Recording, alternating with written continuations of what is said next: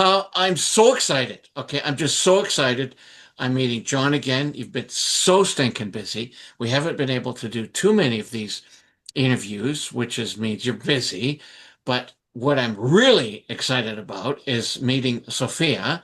And we chatted about 3 months ago, and you have since accomplished so much, and very recently placed for the first time on a triathlete Bay World Cup podium placement at 2025 World Cup Triathlon in Chile. This was recently. Congratulations! Thank Yay, that's so you. great. Thank How do you. you feel? Yeah. Yeah, I'm super happy with it, and I was super happy to finish off the year like that. It's like yeah, it's like John said, it's been a very long year, so to finish like that feels really good.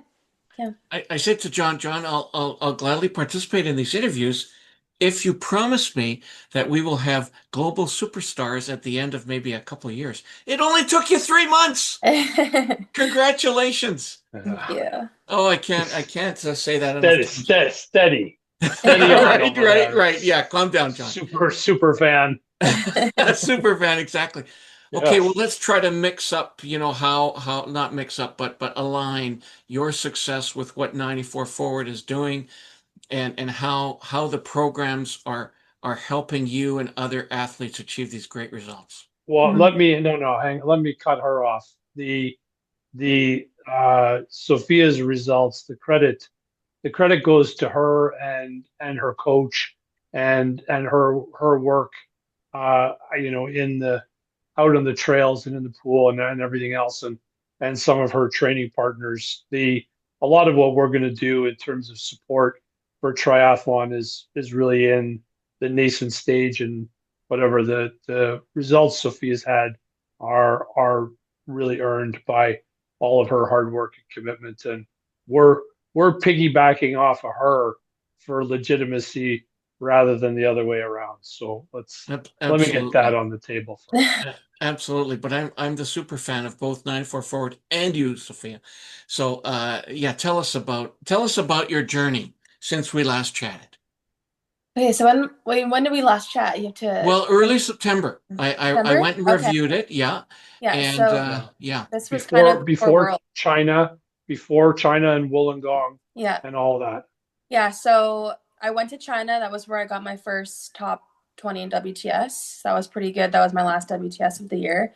And then we went to Worlds. We went to Australia, and we had our training group that 94 Forward supported us there. We had Kevin, my personal coach Clint, and then Daniel, Henry, and Brooke were also there. So we had a house together, and we had a little like staging camp before Worlds. So that was really good. That was really fun. It was really good to be there in advance just because of the time change and just getting used to being on that side of the world.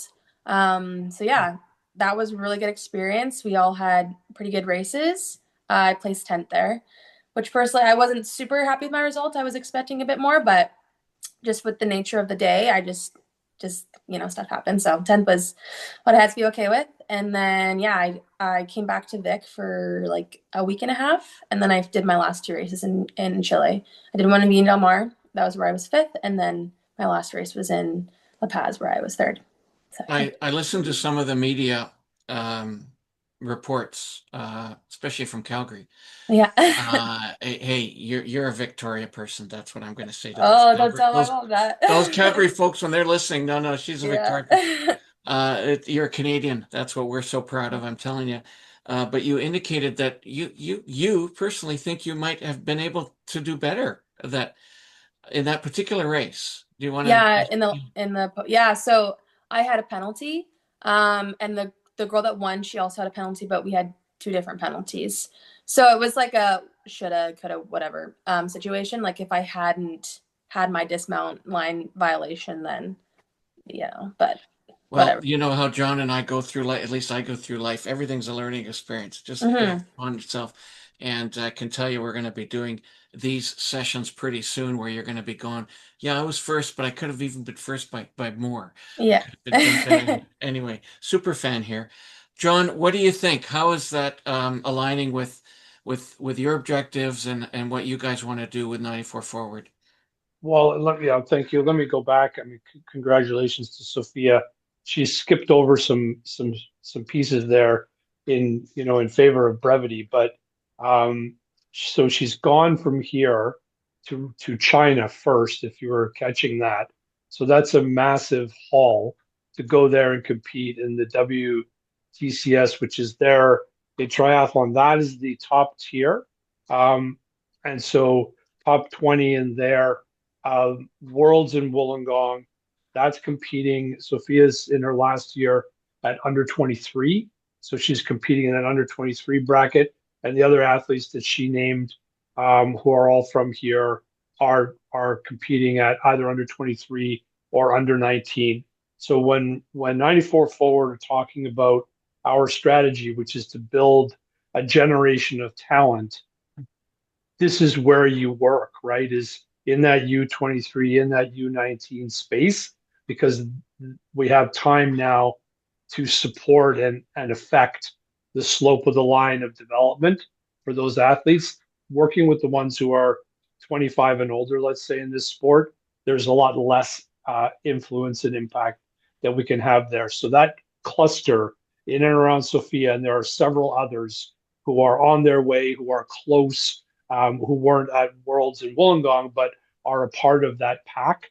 What we want is for when our people show up, and I mean the people wearing the Maple Leafs, is for athletes from other countries to say, holy shit, here come the Canadians, and for that to really mean something, that we have multiple strong competitors. They race as individuals, but they have to train kind of as a group, and we want that training effect, in particular what we're doing here, to be contagious, where that pursuit of excellence is what's happening every single day.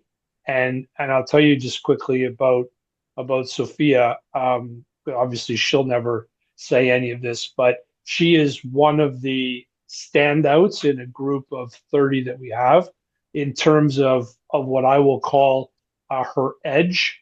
So we did a bunch of work with Dr. Tim Jackson, who's an organizational psychologist, and he's doing work on this idea of edge and edge connected to performance and in particular leadership.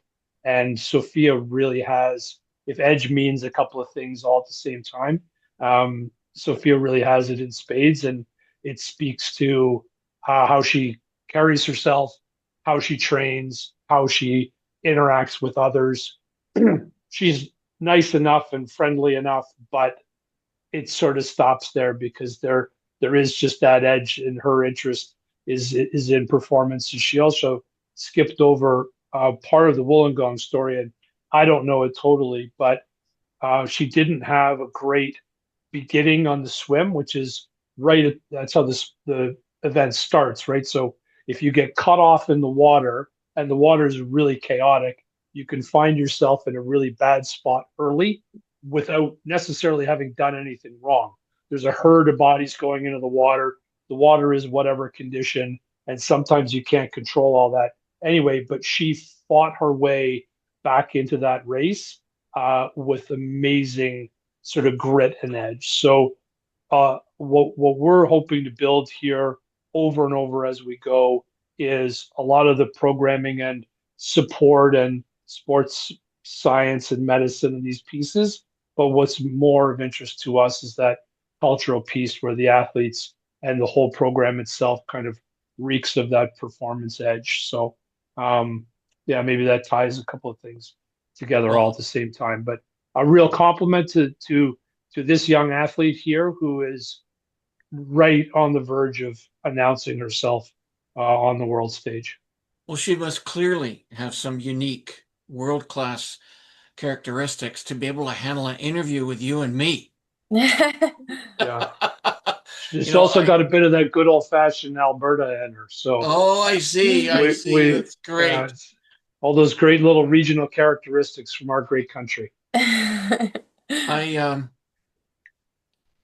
mean, obviously, I cannot analogize to anything athletic, but certainly in the business side, when one's presenting and trying to create an edge and trying to be better than the other, the people competing for something, you get into the sort of micro details. And I could imagine the kind of strategizing that you must have gone through and overcome in that first jump into the water, and all of a sudden it's not going the way that you hoped, and now you got to adapt. And we don't think triathlon, we think globally, but there must be 1,000 little points of strategy that you adapt to. Tell us what that was like. You get in, I'm sensing things didn't go the right way. Now, what am I, what? Yeah. Well, so with our race, we had like the weather it was just super windy, and the swells were like insane. They ended up actually changing the swim course for the other races because of how bad the swim conditions were. And so yeah, I actually had a good start, good run into the water, and maybe like 150 meters in, I was just like under like bodies were swimming over me, like it was crazy. And I got to the first buoy, and I was probably in the bottom five. And I was like, oh my God, I don't even know how that happened. And then, so it's a 2 lap swim. So you're getting out of the water, you're doing an Aussie exit and running back in. And so, like, I got out of the water, I looked, I'm like, all right, I got like 30 meters to the front. And I'm like, okay, until the first buoy, I'm just going to drill it so hard, go on the outside and just try to get to the front. And then I did. So, yeah. I don't really Wow. think, I just swim hard, I guess. Yeah, yeah. Well, all of that amazing training, the sort of referencing that John is talking about, the mind game, the mental part of that, and how to adapt. I mean, look, Sophia, Yeah. there are more than a few individuals that might have just said it's over. I can't overcome this, right? Mm-hmm. You didn't. Mm-hmm. And so that is Yeah. fantastic. So we're now staring here at middle of December. For a lot of us, we sort of start to shut down and have a few more eggnogs than we should. What does that look like for a world-class athlete? Do you continue training? How does that look?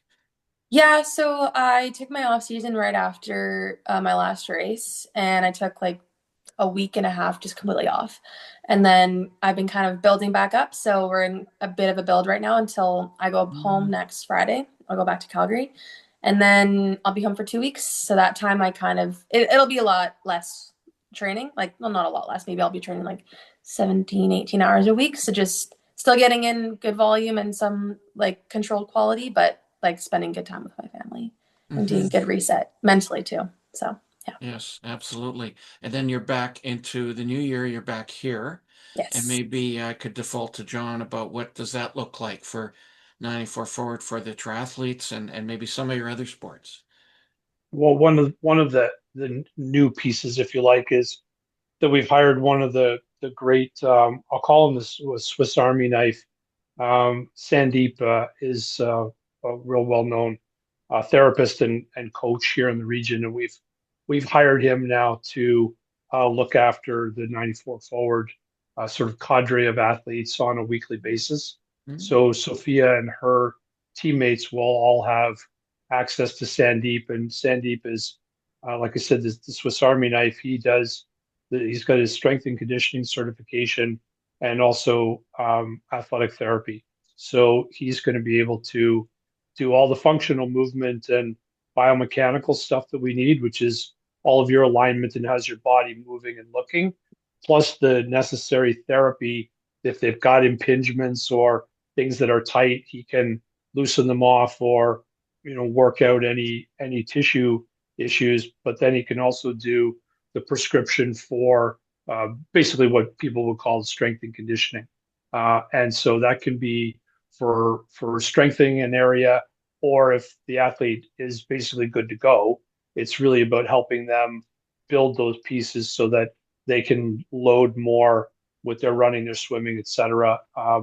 With an eye to performance. So part of it is preventative, part of it is rehab, and then part of it is about the performance piece, which is helping them to excel. And so having Sandeep here, so we'll have him down the hall in our recovery and sort of mini training area twice a week.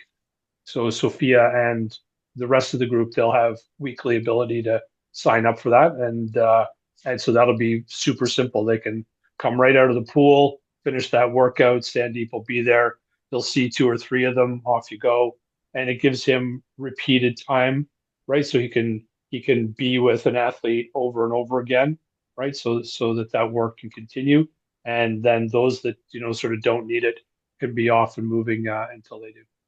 Uh, if I could sort of bring reflect on a story that really emphasizes the layers that 94 Forward provides your athletes that are so important. Okay. So, most recently, for those that are football fans, NFL football fans, there's a team called the Indianapolis Colts, and they lost their quarterbacks. And they've just, within the last week, brought in a 44-year-old quarterback to play.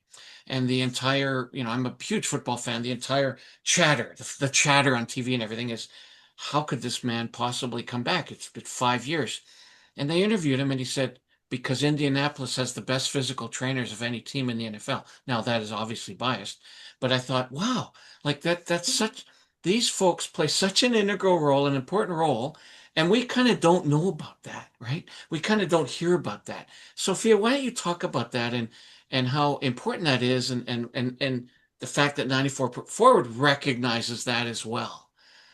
Yeah, I mean, especially in our sport, just because it's so impact heavy and we're doing so many hours and, different phases in your training, like having an athletic therapist, a massage, physio, like that's so important and staying on top of that stuff because you can let like a little something say in your foot, like it just goes for a week and it can, transpire into something so much worse. And Hmm. if you're working closely with somebody that's like super knowledgeable and they're obviously certified to like treat, right? It's yeah, and it's just ease too to they can, it's like maybe you take 2 days off of running or whatever it is, like, so Hmm. it's That really is important to have that. thank you, John. Thank you, 94 Forward. That's really, that's super. How important that is. The Tell, piece I jump in on there is yeah. is that for those that don't know, like the triathlete here, like we have on this call, this is really like a Formula One race car. Like this is a finely tuned animal, if you like, that a little thing can because of the amount of work that they're doing and the speed and all of that, the intensity that they're at, a little niggle turns into something serious Mm. very quickly. And in that athlete journey, you're really trying to prevent two things, and that's illness and injury, because those setbacks can be huge. So that little thing in the foot becomes a stress fracture in X amount of time, and so now they have broken bones, and now they have much bigger problems, and now they can't run for weeks and perhaps more, and so it's getting in front of all that's critical. So other sports, they don't have the margins aren't as fine in some sports, but in marathon, for example, Sophia talks about like the pounding and the impact. That's from the running. So the bike is not impact. It's the running piece that's on the back. And when the triathletes run, it's after the swim and the bike. So they're in a super fatigued state. So that pounding is even more dramatic. So we've got to get in front of that.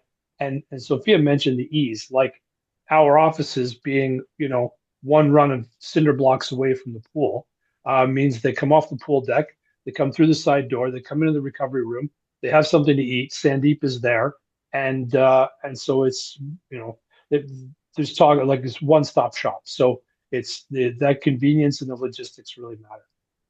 World class, both of you. World class. Sophia, tell us what's on the agenda for you and tournament wise, Mhm. for the next 3 months, let's say, because I'd love to chat with you again, maybe in the spring.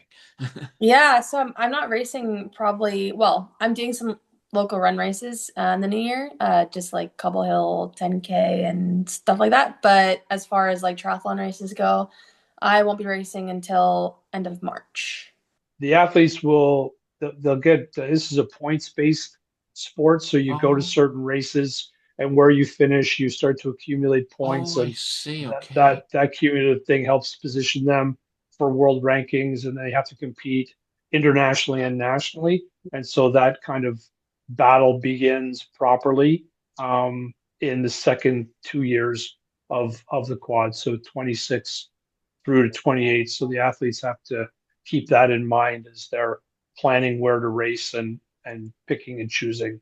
Well, John, how are some of the, if I may, Sophia, you could gladly chip in, but if I may, how are some of your other sports doing, and what are your plans for the first quarter of next year? Thank you. The other sports that are of real focus to us are skateboarding and mountain bike. The skateboarding is going really well. We had a series of what we call intensives in the fall, which is athletes moving here for 30 days. So it's just in between the idea of coming for a week-long camp versus move here like Sophia did, right? So in between, there's this 30-day model that we've been testing. That went really well. We just had our people down at the Canada Skateboard training camp that was in California.